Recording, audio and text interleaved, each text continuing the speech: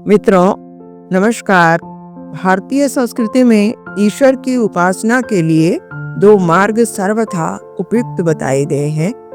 पहला है नाम स्मरण, अर्थात अपनी प्रिय देव शक्ति का नाम चलते फिरते उठते बैठते लेते रहना।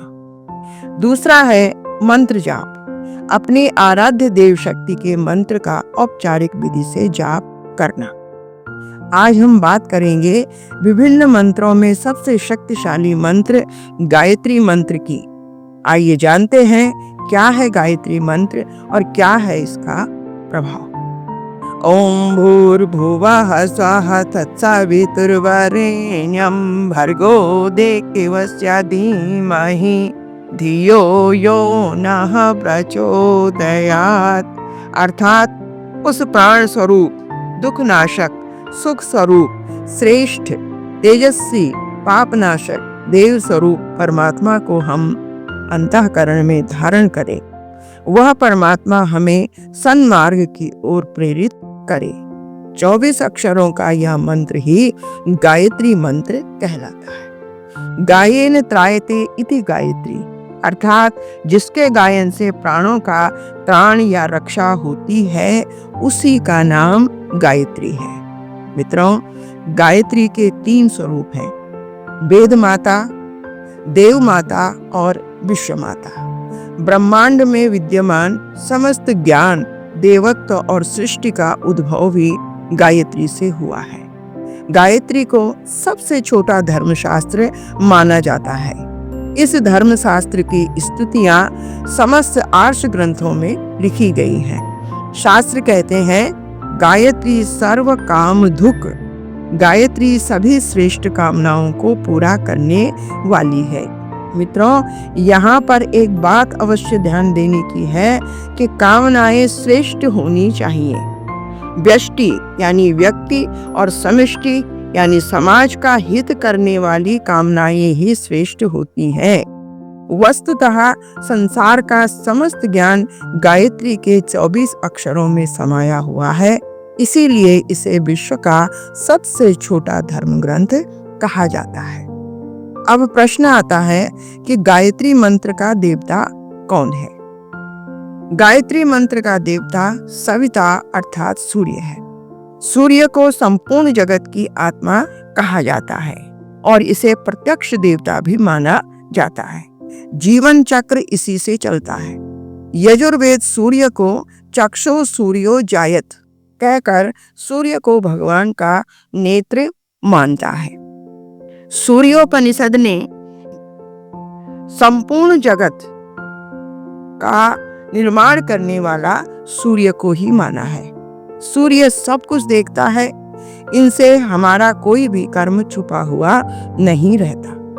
गायत्री साधक सूर्य के तेज का ध्यान करते हुए जब गायत्री जपता है तो स्वयं भी महातेजस्वी बन जाता है। गायत्री मंत्र के ऋषि विश्वामित्र हैं, जिन्होंने गायत्री की उपासना से दूसरी सृष्टि बनाने की शक्ति प्राप्त कर ली थी।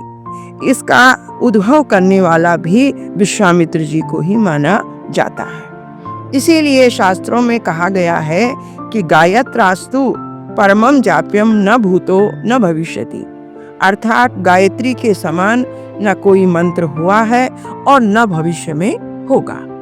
मित्रों, हमारे अवतार पुरुष भगवान राम और भगवान श्री कृष्ण गायत्री मंत्र को नित्य जपा करते थे तथा इसी की शक्ति से उन्होंने असुरों का संहार किया था।